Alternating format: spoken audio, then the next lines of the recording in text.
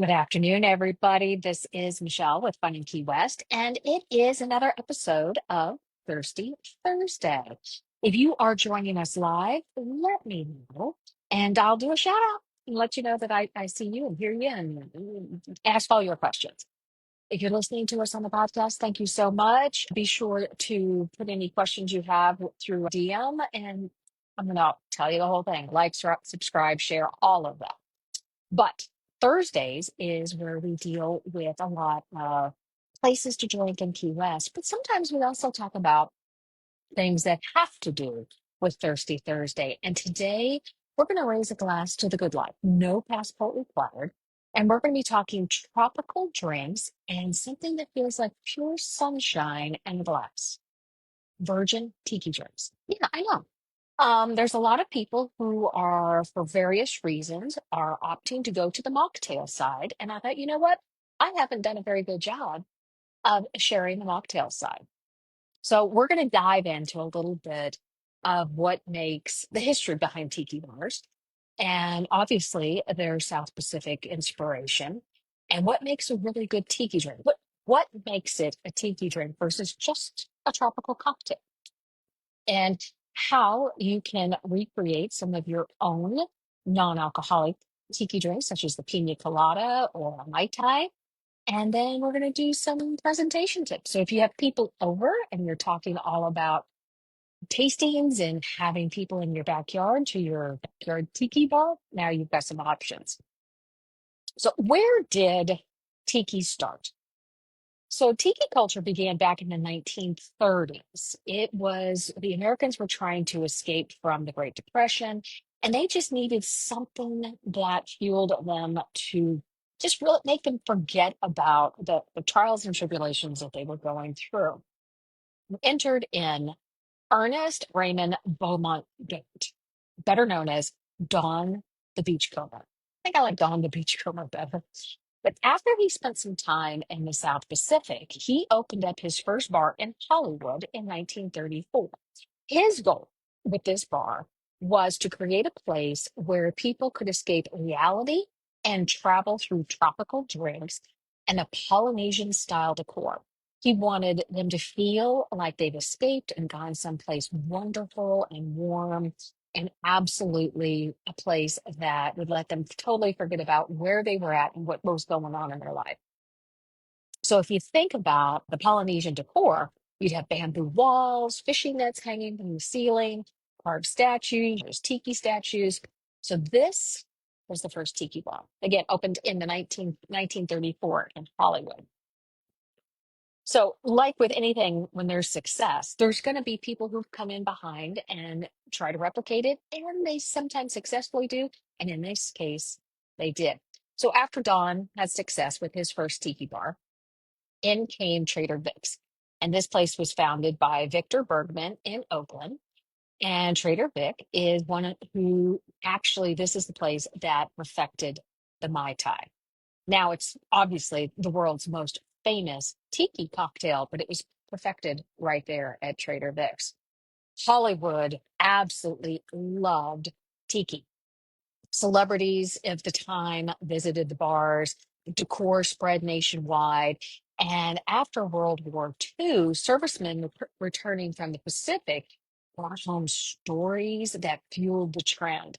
And if you go back and look at some of the TV from the 1950s or the movies, you're going to see a lot of those influences and how that shaped the culture of the 1950s. Because tiki became much more than a cocktail. It was a vibe, it was fun, it was escapism, and it was exotic adventure. Today, in Tiki, you have several places. Obviously, there's the Tiki House in Key West, but there's a lot of places, especially around the country, that offer that Tiki experience.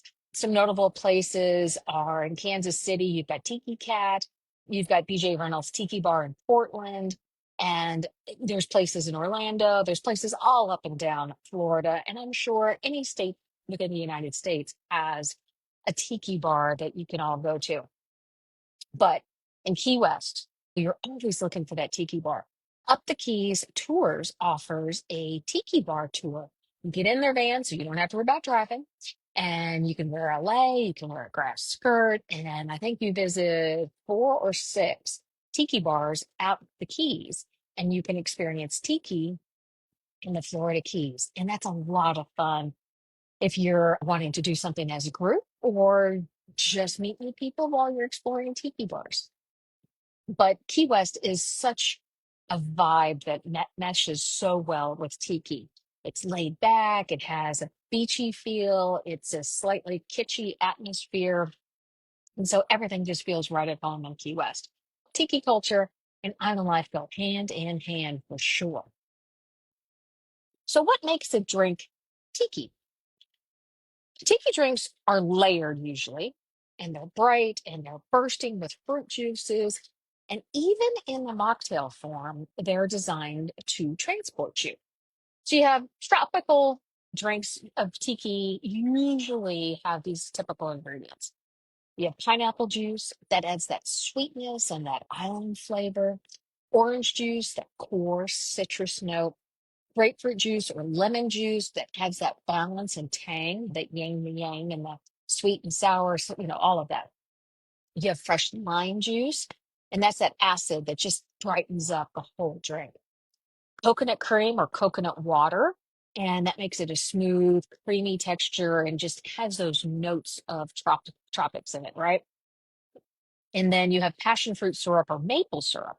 Can't find passion fruit syrup, and the maple syrup, it's used for the sweetness and it adds a little bit of complexity. So if you can't find passion fruit syrup, you can most certainly use maple syrup. But remember, it's going to give a slightly warmer taste and profile than a passion fruit, but it gives you that sweetness for sure.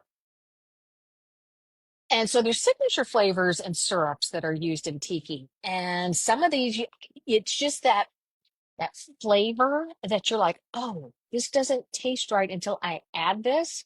So it's like that umami flavor.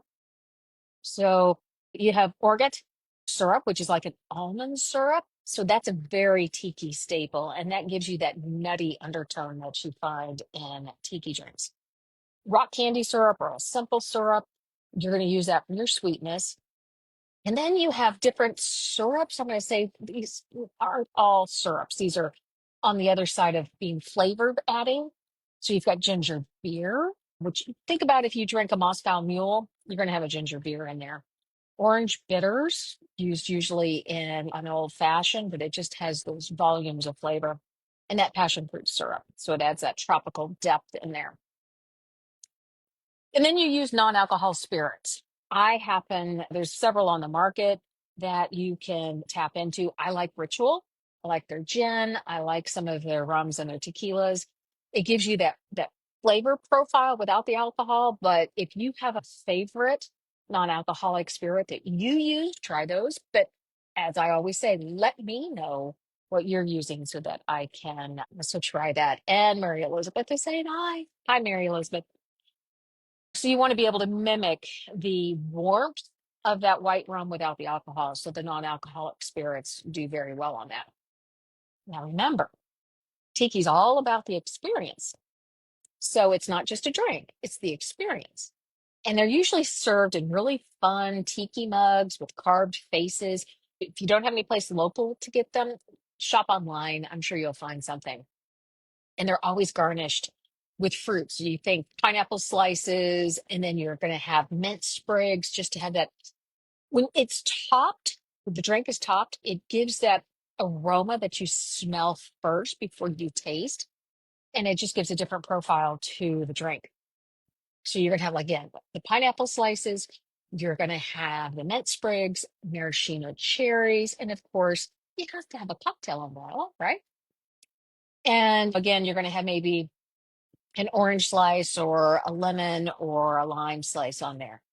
And think about this. A good tiki drink should look like a vacation in a glass and taste like a vacation in a glass, right?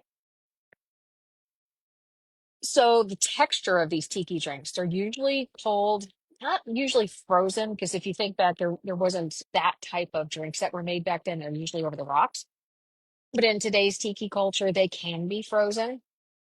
but they're all cold drinks and they're meant to be sipped slowly.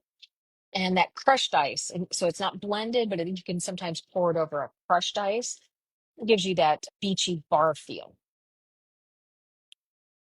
So the tiki mocktail revolution. Why go virgin? Why go non-alcoholic? As I said in the intro, more and more people are discovering the world of non-alcoholic drinks. It's from tropical mocktails to sophisticated non-alcoholic spirits, and just they're choosing either because they've had their one for the evening and now they just want to have a mocktail going forward, or they've just decided, you know what, we're going to give our liver a break, or they've decided for various reasons we're just not drinking alcohol. But Virgin Tiki Drinks can deliver that same taste and offer that festive vibe without all of the rum and all of the alcohol. These are perfect, because to think about it, your designated driver, they would love to be able to have a drink, but still be able to drive. Or maybe a mom's to be, so you're expecting, and so that gives you that opportunity. And again, just anybody wanting to have a good time, minus the morning headache, right?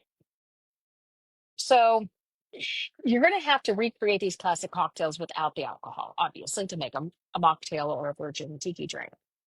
You're going to need to replace the white rum or the dark rum with either coconut water or ginger beer or a non-alcoholic spirit. Because you're going to have that body and depth in that drink. Use fresh juices as much as you possibly can. Not the bottle juices. It's going to taste so much better. The drink is going to be much more fulfilling if you use the freshest ingredients when you make these. So the best results are going to come from squeezing your own lime and your own orange juice.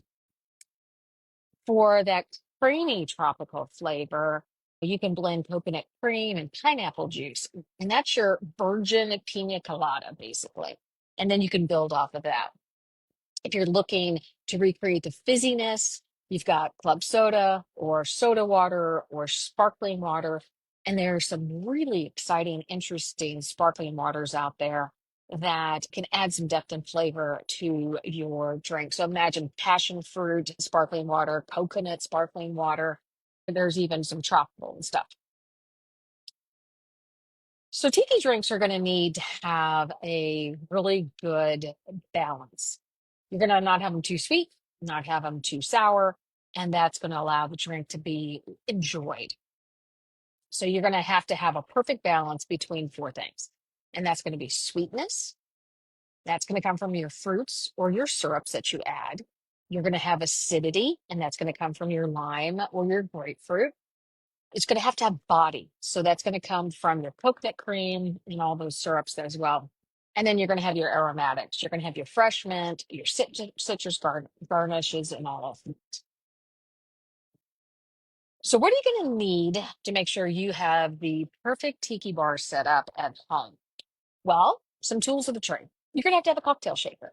You're going to have the cocktail shaker no matter if you make heat drinks or not. This is how you're just going to blend and shake your cocktails that we all talk about.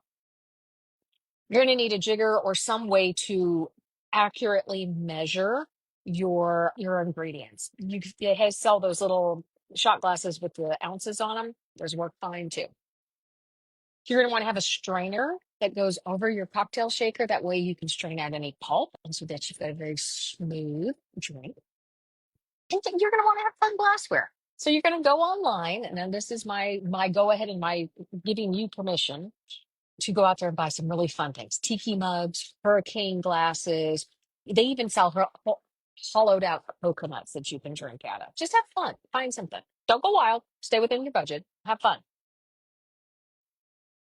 There's some rules of thumb on mixing. If you're a bar, some of your ingredients are at room temperature, and then you chill them so that it smoothly blends.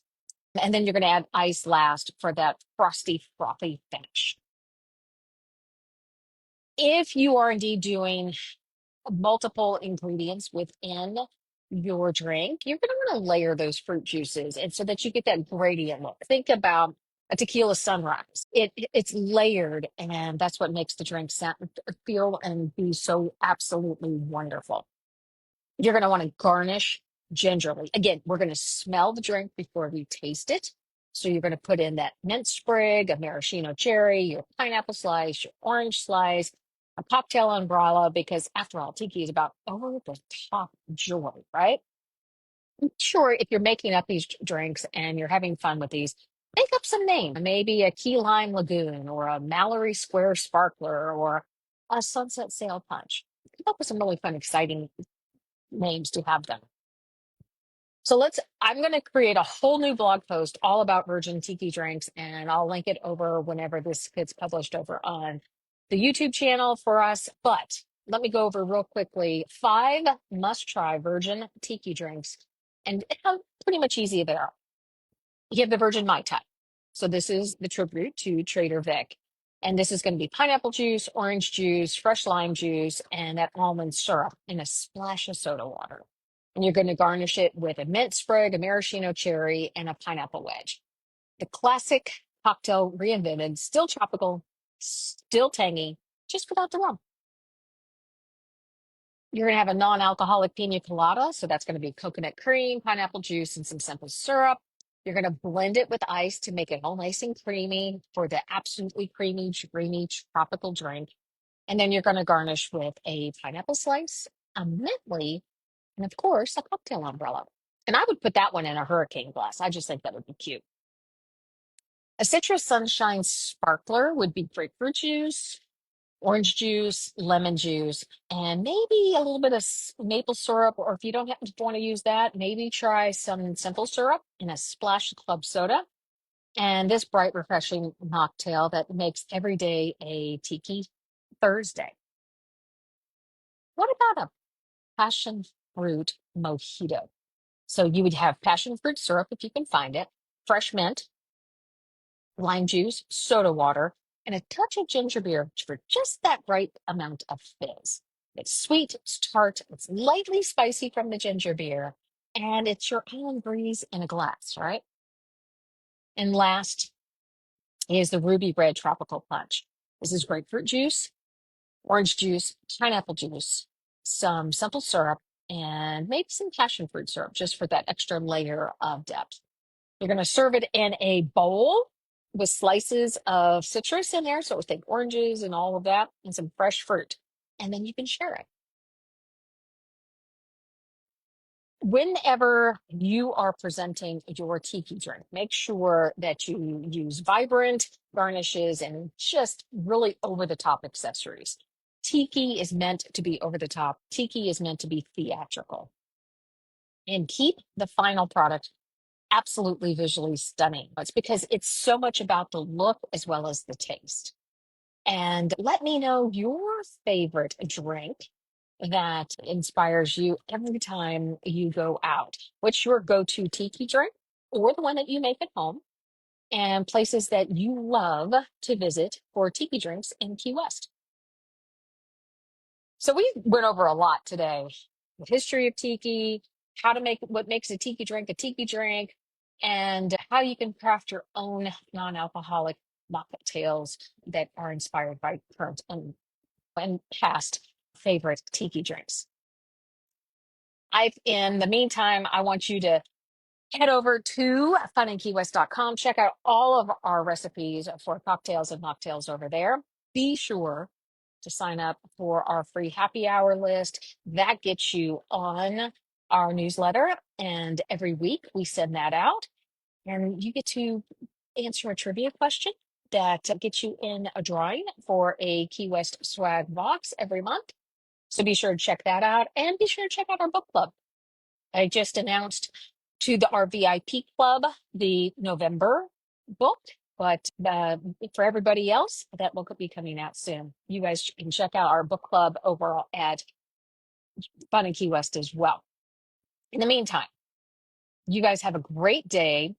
Cheers to sunshine, sea breezes, and sipping in paradise, one mocktail at a time. You guys have a great one. We'll talk to you later. Bye.